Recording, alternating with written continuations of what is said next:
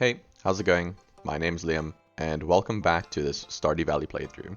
In the last episode, we finished spring and left off with a whole bunch of money. So that means we can actually do quite a few things this summer. I hope you enjoy, so let's get started on the first day. When a new season starts, it can be pretty disorienting because of all the things you need to do. I was able to collect a few forageables, but didn't find any grapes to complete the summer forage bundle, and I also found this little chicken statue. That evening, I went mining and attempted to complete the dark area, and once again, I failed.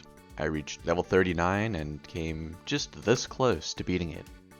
After that, I called it a day. The next day, I found a rainbow shell on the beach. I also found some tribolite, and donated some things to the museum and collected a reward.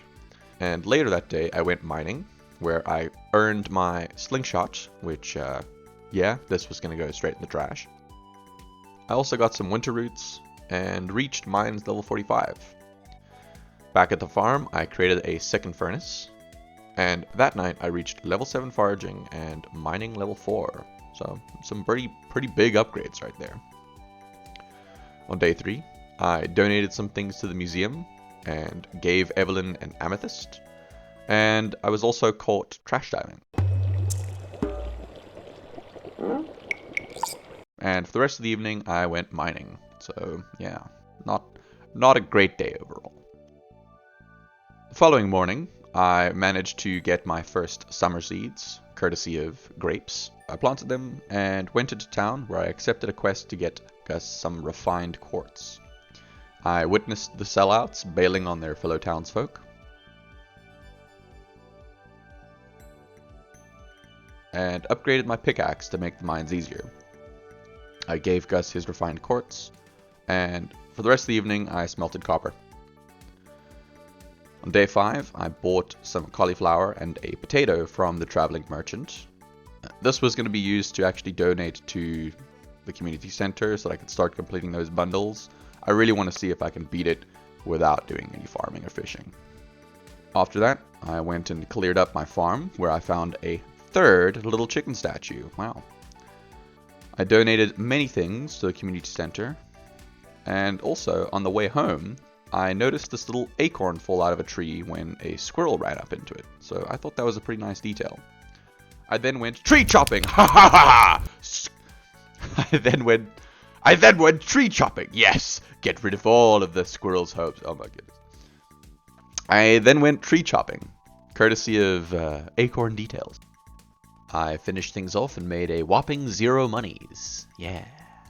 On day 6, I completed the summer forage bundle for more summer seeds.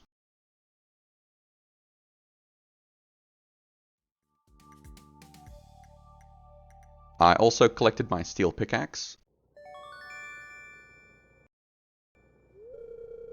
And later, I went mining. I managed to reach mines level 50 and earn myself some snazzy tundra boots.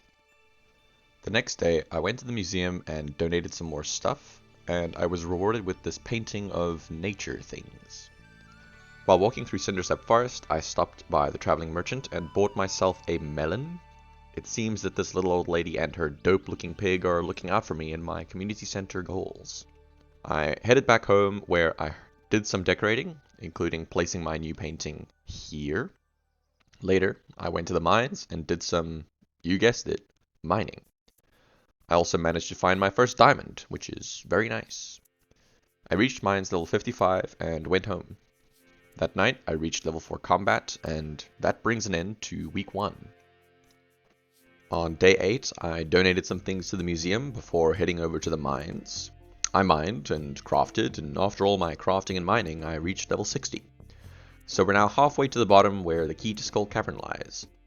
I went home and reached level 5 mining, and I chose the miner perk for more ores, because ores OP.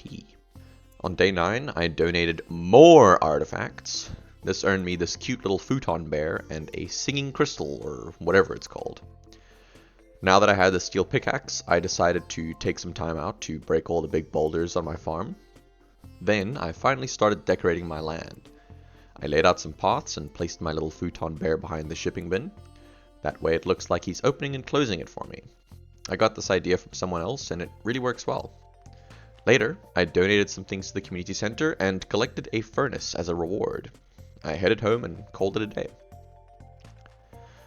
On the following morning, I watered my crops, and I also found a warp totem on my farm. I'm not sure what the chances of this are, but it felt pretty special nonetheless. I headed up the mountain over to Robin's, where I purchased some crafting recipes. I really wanted to start work on making the farm nice and pretty. I headed back and just spent the day redecorating. I didn't like the paths that I had laid out and settled on this new design. Later, I went to the community center to do some more donating before hitting the hay. So it was at this point during the playthrough that I made a mistake. I didn't press record before playing the next 4 days, so there's just a whole lot of gameplay that was missed out on. But I'm going to spend some time trying to catch you up on everything for continuity's sake. So on day 11 was the first crop harvest, so it's rather unfortunate that I can't show you that, but I planted some new crops, and also went to the luau that day. I got a good reaction out of the governor for adding a gold star forageable to the potluck, and at the end of the day I made lots of money from all my crops. On day 12, coral and shells washed up on the shore during the molting season, so I collected a whole bunch of those. I also upgraded my watering can and got a great deal on an apricot sapling at the traveling merchant. I also did some more decorating. On day 13, I crafted some lightning rods, and one of my trees was struck by lightning, so I'll be holding a farewell ceremony for it at some point. And on day 14, I collected my copper watering can and bought the steel axe upgrade. I also bought a summer spangle from the traveling merchant and donated it to the community center. And that brings us to the end of the recap, and the end of week 2.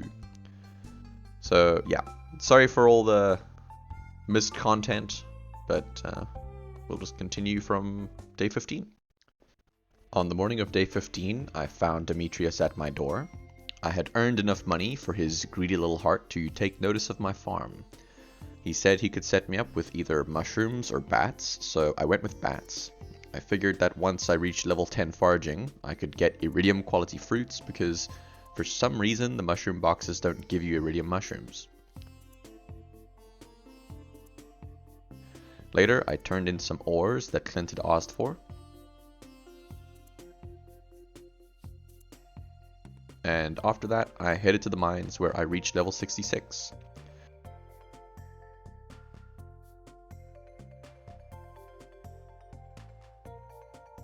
I headed home, and that night I reached level 5 combat and went with the fighter perk for more damage.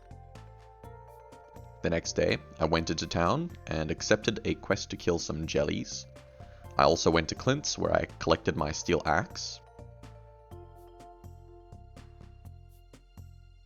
With the steel axe, I finally have access to the secret woods, so I headed over there and chopped up the gnarled stump lying in the way, and did a little exploring. I found some fiddlehead fern, which would sell pretty well. And at this point, my new goal is to buy the last backpack upgrade, which would help me stay in the mines for longer. I made my way back to the farm, where I chopped up the remaining gnarled stumps before heading over to the mines to do some slicing. Slice, slice, slice, slice. What am I doing? I headed home, and that night I reached level 8 foraging. On the morning of day 17, I held a farewell ceremony and grieved the loss of my maple tree. In its honor, I planted a humble acorn in its place, to serve as a constant reminder that lightning rods don't do their jobs. Afterwards, I went into town and accepted a quest to give Sam a grape. I mean, come on. I turned in the slime killing quest with Lewis and earned the Gopher achievement for completing quests. I headed over to Clint's to process all my geodes and donated all the artifacts to the museum. In return, I was rewarded with this drum block, lame, and some seeds, lame. After a day in the town, I returned to the farm and fertilized all the trees lining my paths before calling it a day.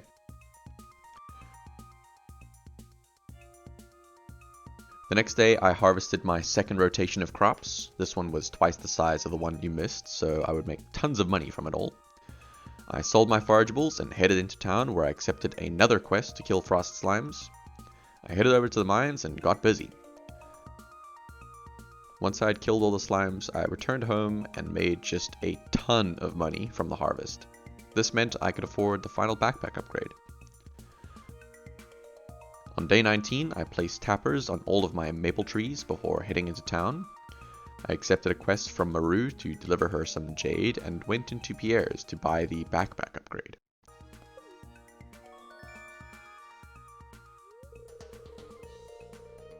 I turned in the slime quest with Lewis, and I bought a tulip from the traveling merchant and donated it to the community center.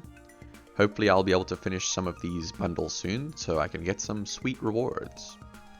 After that, I called it a day.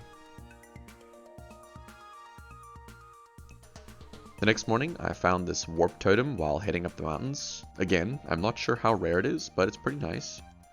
For the rest of the day, I ran around looking for Harvey and Maru. I wanted to start gifting Harvey with, well, gifts, so I could reach the heart level required to get the hot air balloon event. So hopefully I didn't leave this too late.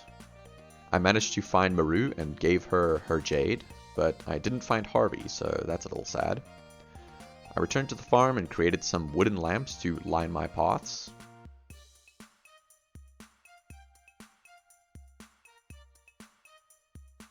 Then I called it a day. On day 21, I crafted more lightning rods to prevent more trees from dying. I headed into town and accepted a quest to bring Demetrius an amethyst, and I also managed to find Harvey and gave him his first gift. Then I went over to Clint's and bought the copper hoe. I did my rounds in Cindersap Forest and bought this cute small plant from the traveling merchant. I took it home and placed it right here. I grabbed some amethyst and took it to Demetrius. Later, I did some mining and I was swarmed by all this nonsense. I killed this little star slime and received my second magnet ring of the run, so I was feeling pretty attractive at this moment. I reached level 70 and got this slingshot. I think this is the only other one I can ever get, so sadly it's not going into the trash. I called it a day, and this brings an end to week 3. On the morning of day 22, I bought some crafting recipes from Robin. I headed into town and gave a gift to Harvey. I went into the secret woods and killed just a ton of slimes. I've never seen so many here at once, and it was pretty satisfying to wipe them all out. Back at the farm, I created some tappers for my oak trees and did some more redecorating. I think the place is beginning to really shape up into something pretty magical. On day 23, I donated some things to the community center. I also accepted a quest to give Evelyn a cave carrot, and I went to Clint to fetch my copper hoe. I realized I was running low on wood, so I just spent the rest of the day cutting down trees in Cindersap Forest before calling it a day. The next morning, I turned in Evelyn's cave carrot quest. I then went to the mines and cleared out this bone area, or skeleton zone, or the area where the bones are. I'm not really sure what to call this place, but I'm sure I'll think of something. I reached level 80 and earned these Firewalker boots. I'm going to be revisiting the area where the bones are so that I can kill 50 skeletons. This will earn me the bone mask item, which I want to wear on Spirit's Eve in the fall since it makes a pretty cool Halloween mask. That brings an end to day 24. On day 25, I harvested the last of my summer forage and sold them. I headed into town and accepted the quest to give Emily an earth crystal. I bought the steel watering can from Clint before heading up to the mines to do some skeleton hunting. One of the skeletons dropped this bone sword, which was an upgrade to my insect head, so that's pretty slicey. I also found another diamond, so yeah. That night, I reached level 9 foraging, and level 6 mining, and level 6 combat. Very spicy. I also earned tons of money. The next day, I bought a fairy rose from the traveling merchant. I went into town and gave Emily her earth crystal, and I also found an ice cream in the trash. I'm not sure how it wasn't melted or covered in flies, but hey, what do I know? I donated some things to the community center and completed a bundle that earned me some batteries. I headed over to the mines and hunted the lost skeletons before claiming my prize from the Adventurers Guild. Check it out. I went back to mining and reached level 85. On my way home, I realized I had found the slammer while I was in the mines, so that's going to be pretty fun to use. The next morning, I collected my steel watering can from Clint and broke open some geodes. I donated my artifacts to the museum before heading over to the secret woods. I tested the slammer out on these slimes and found that it makes a really cool sound when it hits things.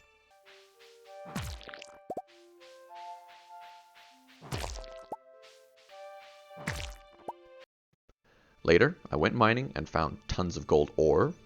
I reached level 90 and earned the obsidian edge, which, sadly, would be replacing the slammer. Hammer weapons just aren't my style, it seems.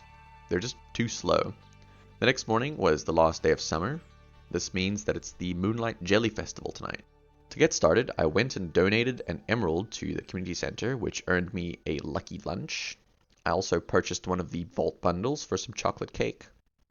I gave Harvey a spiceberry, which I didn't realize he hated, so that just set me back a whole bunch of time. Love it. I headed to the forest and bought a green couch from the traveling merchant, which I placed in my house. I then decorated the farm while I waited for the festival to start before making my way over. So, here during this romantic evening in Stardew Valley, I wanted to reflect on the end of summer. I think we've made a lot of progress and had a few setbacks too, but overall we've built up some momentum. I'm very excited for what the future holds for this playthrough and all the challenges that await, and I'm excited to share it all with you. I want to say thank you for all the support I received on the last video. I'm honestly amazed by the positivity and the love I've received. It feels really amazing. I hope you enjoyed watching this as much as I enjoyed playing it, and thank you for joining me. I'll see you all next time.